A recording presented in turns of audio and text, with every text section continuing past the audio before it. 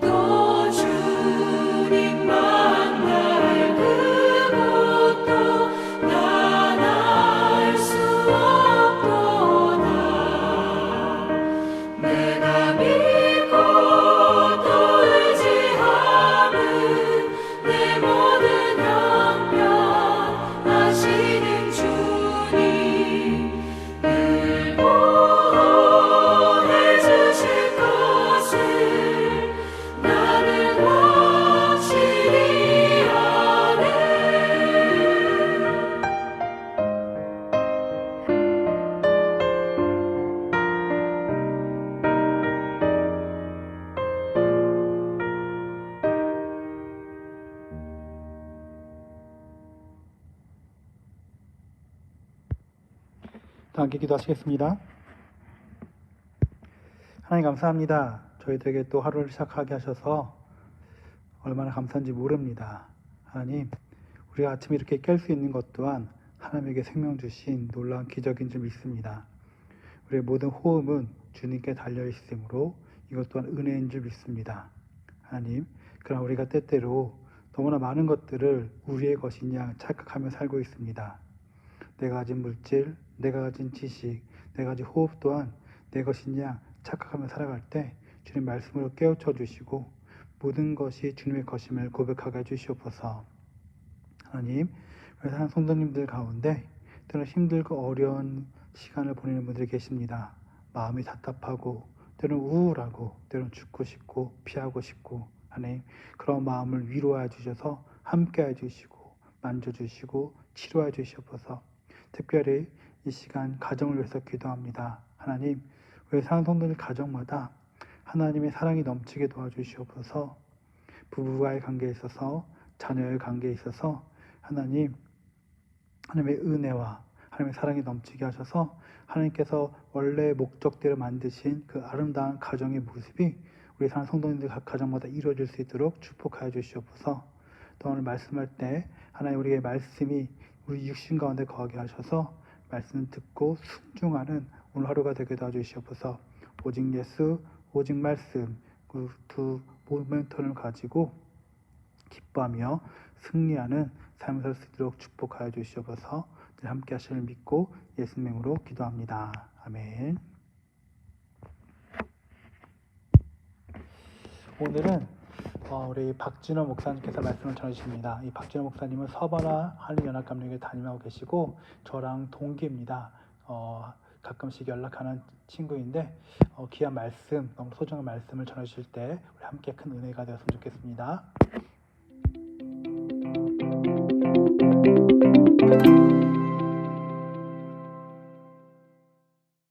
2021년 전국 한인연합감리교회 특세 2월 23일 말씀을 전할 사바나 한인연합감리교회 박진원 목사입니다. 오늘 말씀은 이사야 30장 15절에서 24절까지 말씀입니다.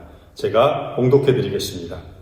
주 여호와 이스라엘의 거룩하신 이가 이같이 말씀하시되 너희가 돌이켜 조용히 있어야 구원을 얻을 것이요 잠잠하고 신뢰하여야 힘을 얻을 것이거늘 너희가 원하지 아니하고 이르기를 아니라 우리가 말 타고 도망하리라 하였으므로 너희가 도망할 것이요 또 이르기를 우리가 빠른 짐승을 타리라 하였으므로 너희를 쫓는 자들이 빠르리니 한 사람이 꾸짖은즉 1000사람이 도망하겠고 5이 꾸짖은즉 너희가 다 도망하고 너희 남은 자는 겨우 산 꼭대기에 깃대 같겠고 산마루 위에 기치 같으리라 하셨느니라. 그러나 여호와께서 기다리시나니 이는 너희에게 은혜를 베풀려 하심이요 일어나시리니 이는 너희를 긍휼히 여기려 하심이라. 대저 여호와는 정의의 하나님이심이라. 그를 기다리는 자마다 복이 있도다.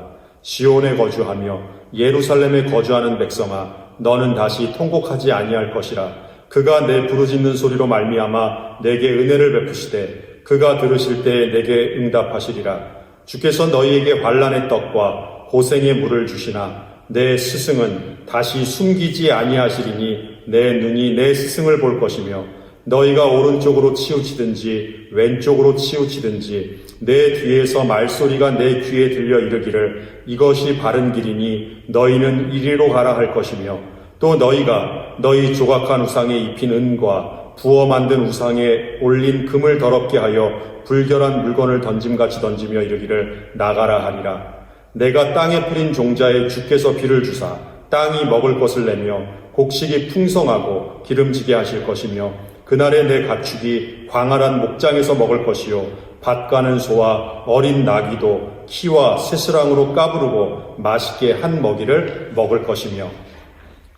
오늘은 이사야 30장 31장에 나오는 본문을 가지고 애굽을 의지하지 말라라는 제목으로 말씀을 나누려고 합니다. 먼저 이사야 30장 15절의 말씀을 보면 하나님을 주 여호와 이스라엘의 거룩하신 이가라고 굉장히 하나님을 길게 표현하고 있습니다. 하나님이 무슨 말씀을 이제 하시게 되는데 굉장히 중요한 말씀을 하시게 될 것 같습니다.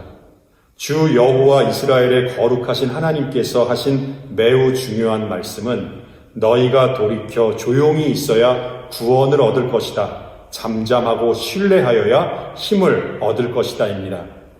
조용히 있으라, 잠잠히 있으라, 그리고 신뢰하라. 그래야 구원을 얻고 힘을 얻을 수 있습니다. 도대체 이스라엘 백성들이 어떤 행동을 했기에 주 여호와 이스라엘의 거룩하신 하나님께서 이스라엘 백성들을 향해서 조용히 있으라, 잠잠하라, 그리고 신뢰하라, 이러한 말씀을 하셨을까요? 그 이유는 오늘 말씀의 제목대로 이스라엘 백성들이 하나님을 의지하지 않고 애굽을 의지했기 때문입니다.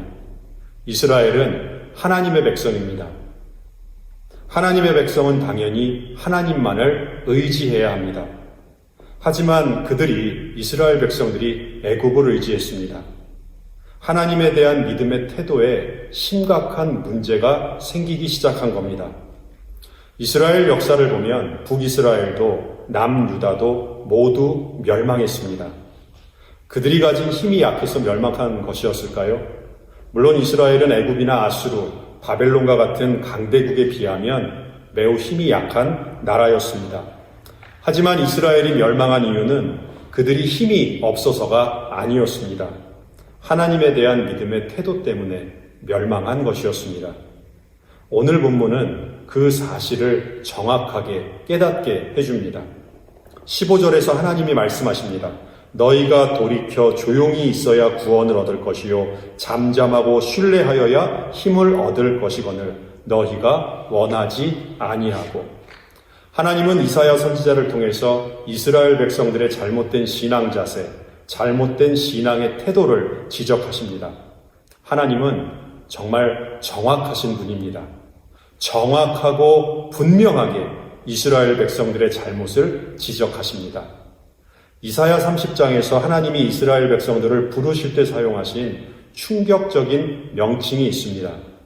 1절과 9절에 나오는 패역한 자식, 패역한 백성입니다. 하나님이 이스라엘을 향해서 패역한 자식, 패역한 백성이라고 부르십니다. 패역이라고 하는 단어의 사전적 정의는 일부러 도리에 어긋나게 행하는 이치에 거스르는 행위입니다. 일부러 등을 돌리고 일부러 거역하고 배반하는 행위를 말합니다. 모르고 하는 행동이 아니라 알면서 하는 그런 행위입니다. 이스라엘 백성들은 애굽을 의지하면 안 된다는 것을 알고 있었습니다. 오직 하나님만 의지해야 한다는 사실을 잘 알고 있었습니다. 하지만 애굽을 의지했습니다. 그것이 잘못된 일인 줄 알면서, 그것이 하나님이 싫어하시는 일인 줄 알면서 애굽을 의지했습니다. 이스라엘 백성들이 애굽을 의지한 이유를 이사야 30장 2절에서 이렇게 설명합니다. 그들이 바로의 세력 안에서 스스로 강하려 하며 애굽의 그늘에 피하려 하여. 애굽의 바로를 의지하면 자신들도 강하게 될 줄 알았습니다. 스스로 강하게 하여 애굽의 그늘이 뜨거운 햇살을 피하게 해줄 줄 알았습니다. 애굽의 그늘에 피하려 하여. 그런데 애굽은 사실 썩은 동아줄이었습니다. 마치 종이 호랑이처럼 힘을 잃어버린 나라가 애굽이었습니다. 실제로 아수르가 유다를 공격했을 때 애굽은 하나도 도움이 되지 못했습니다. 이사야 30장 7절에서 정확하게 애굽의 상태를 이렇게 말합니다. 애굽의 도움은 헛되고 무익하니라. 그러므로 내가 애굽을 가만히 앉은 라합이라 일컬었느니라. 라합은 리워야단이나 악어와 같이 힘이 센 거대한 동물을 의미합니다. 바로 라합은 강대해 보이는 애굽을 의미합니다. 그런데 성경을 보면 가만히 앉은 라합이라고 기록하고 있습니다. 거대한 리워야단 라합이 가만히 앉아 있습니다. 제가 살고 있는 사바나시는 조지아주 남부 바닷가에 있는 도시입니다. 이곳에는 크랩쉑이라고 하는 아주 유명한 식당이 있는데 그 식당에는 악어를 볼 수 있는 그런 장소가 있습니다. 그곳에 가면 큰 악어도 있고 작은 악어도 있는데 악어들이 눈 감고 가만히 있습니다. 악어는 무서운 짐승이지만 우리 안에서 잠자고 있는 악어는 하나도 공포스럽지 않습니다. 마치 동물원 우리 안에서 가만히 무기력하게 앉아있는 악어가 바로 애굽의 현실이었습니다. 그런데 이스라엘은 그러한 무기력한 애굽을 의지했습니다. 그래서 하나님께서는 이스라엘을 패역한 자식, 패역한 백성이라고 부르셨습니다. 8절과 9절에 무서운 말씀이 나옵니다.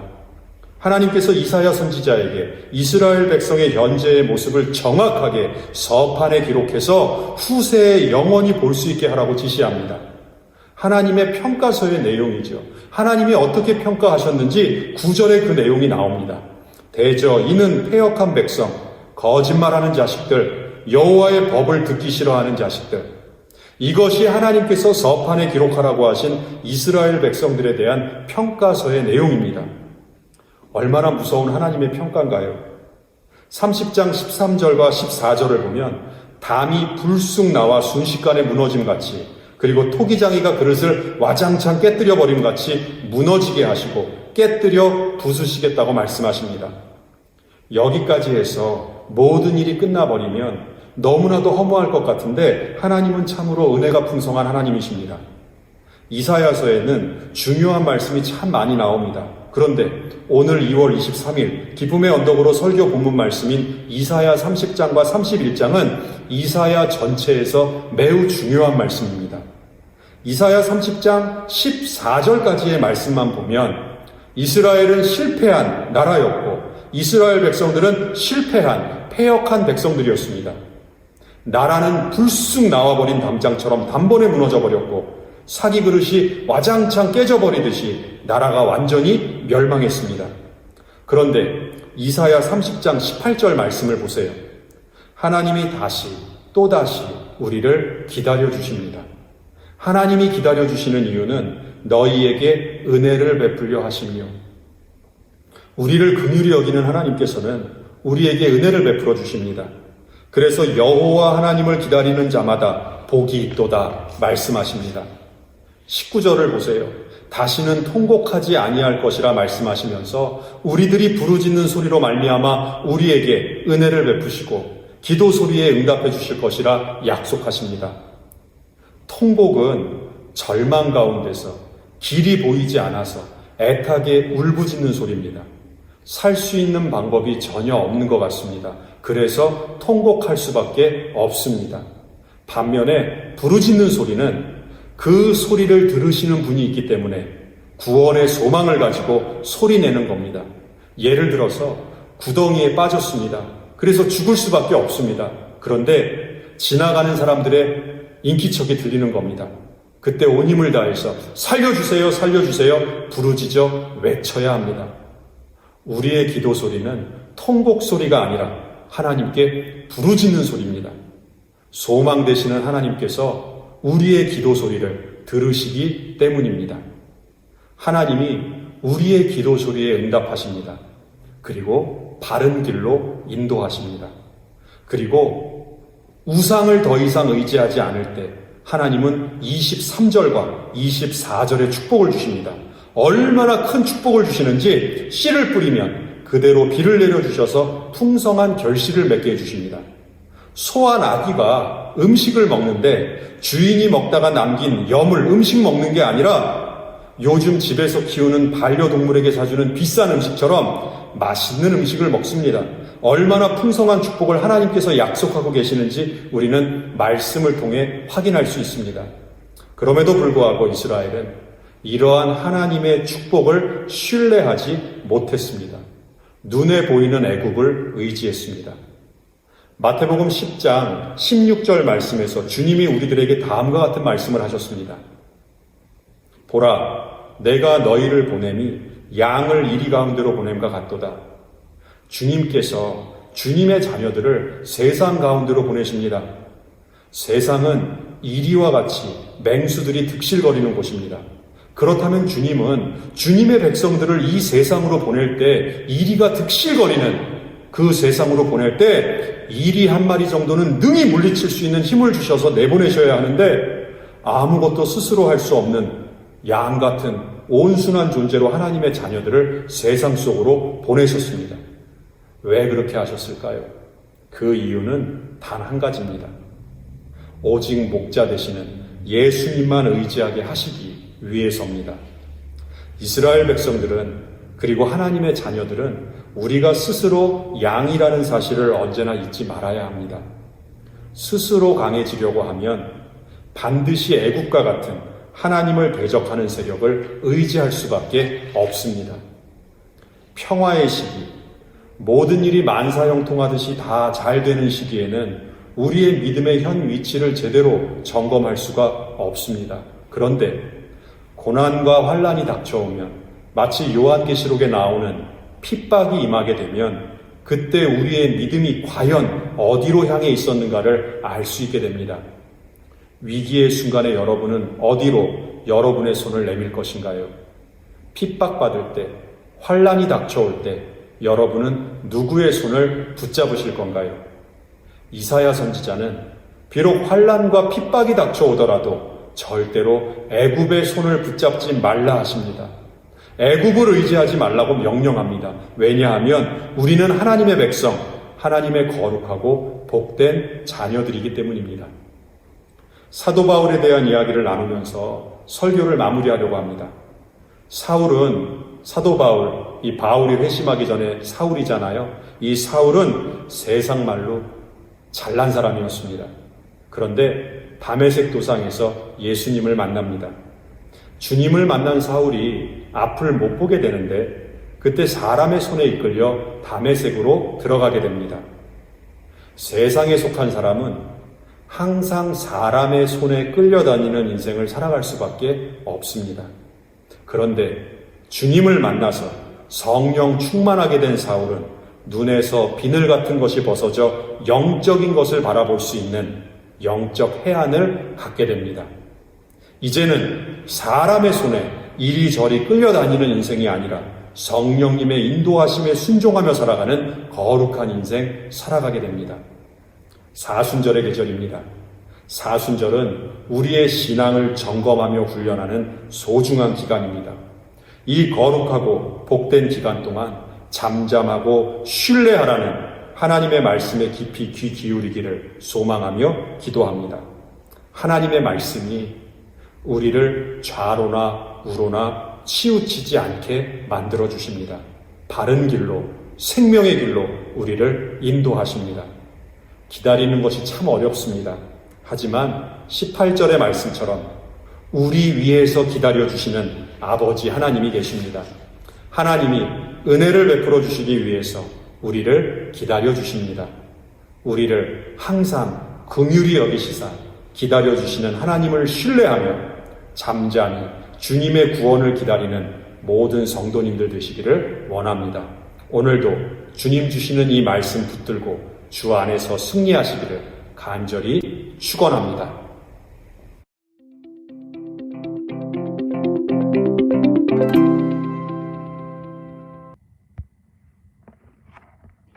이어서 계속해서 말씀을 가지고 중보기도 제목 나누며 기도하기 원합니다. 사순절 기간 동안 거룩한 삶 살게 하옵소서. 우리 안에 있는 죄의 뿌리를 뽑아내는 사순절이 되게 하옵소서. 교회 임원들이 온전한 주님의 제자가 될 수 있도록 하옵소서. 이 땅의 정치 지도자들이 하나님의 마음을 알아 잘 백성들을 치리하게 해달라고 이 시간 나라와 교회와 우리 자신을 위해서 함께 기도하기 원합니다. 함께 기도하겠습니다. 하나님 감사합니다. 아버지 사순절을 깨우게 하시고 하나님 사순절 기간 동안 말씀을 듣게 하시고 사순절 기간 동안 다시 한번 주님의 십자가의 고난을 생각하며 묵상하게 하셔서 감사합니다. 하나님 우리 살아주구나 주님의 거심을 고백합니다. 우리가 하나님께로부터 왔으며 다시금 하나님께 돌아가는 것을 기억하게 하옵소서.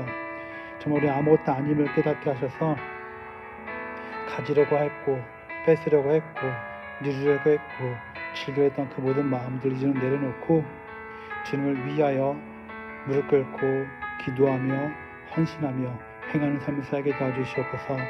오 주님, 우리 안에 너무나 많은 죄악들이 있음을 이 시간에 회개합니다. 끊임없이 하나님 욕정들이 일어납니다. 욕심들이 일어납니다. 분냄이 일어납니다. 원망이 일어납니다. 불정직한 마음들이 계속 떠오릅니다. 하나님 이럴 때일수록 더욱더 우리를 낮아지게 하시고 겸손하게 하셔서 이번 사순절 기간 동안 이 40일 동안 진행되는 고난의 시간 가운데 우리의 삶이 변화되고 우리의 죄의 뿌리가 풍들이 뽑아질 수 있도록 축복하여 주시옵소서. 하나님, 특별히 우리 교회 임원들에서 축복하며 기도합니다. 하나님께서는 주의 12명의 제자를 세우셔서 그들에게 본이 되라고 말씀하셨습니다. 하나님, 우리가 정말로 이 땅의 복음을 증거하기 위해서는 우리 임원들이 먼저 깨끗하여지고 거룩해져야 되는데, 하나님, 우리의 모습 속에서 때로는 부족한 모습들이 보입니다. 하나님, 한절 기간 동안 진정한 장로의 모습으로, 진정한 권사의 모습으로, 진정한 집사의 모습으로, 진정한 성도의 모습을 설 수 있도록 우리를 붙잡아 주시옵소서. 또 하나님, 지금도 이 땅에 수많은 정치가들이 있고 리더들이 있습니다. 그들에게 사리사욕을 채우며 자신의 권력을 누리는 그런 아버지 리더가 아니라, 하나님, 어떻게 하면 더 한 명이라도 더 백성들을 생각하며 그들에게 삶의 여유와 삶의 행복함을 줄 수 있는지를 고민하며 그런 하나님의 마음을 품고 치리하는 지도자가 될 수 있도록 축복하여 주시옵소서. 하나님, 이 새벽에 성도의 삶 속에 어려움과 힘든 점이 있다면 주님께서 다 아시오니 갚아주시고 위로하시고 채워주시옵소서. 우리는 그냥 주님의 말씀에 순종하겠습니다. 주님의 말씀을 따르겠습니다. 주님 앞서가 주시옵소서. 우리의 대상된 주님, 우리를 이끌어 주시고 그 주님의 이끄심에 순종하는 우리 모두가 되게 해 주시옵소서.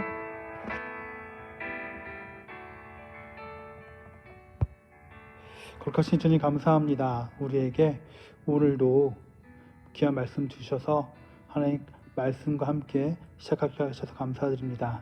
이 말씀으로 승리하는 삶 살게 도와주시고 힘들고 어려운 성도님들에게는 하나님의 위로와 평안과 기쁨이 넘치게 도와주시옵소서. 깨어있는 하나님 주님의 백성들에게 되길 소원합니다. 하나님 주님의 손과 발이 되어서 주께서 맡겨진 사명 잘 감당케 하여 주시옵소서. 하나님, 오늘 하루도 주님 안에서 기쁨과 소망과 사랑이 넘치는 은혜의 삶 살 수 있도록 인도해 주시옵소서. 함께 하실 믿고 예수님을 기도드립니다. 아멘. 사랑 여러분, 축복합니다. 오늘 하루도 승리하시고요. 주님께서 여러분들 얼마나 많이 사랑하시는지를 깨달아 알고 그런 놀라운 기적과 표적을 경험하는 오늘 하루가 되기를 다시 한번 주님으로 축복드립니다. 여러분 승리하시기 바랍니다.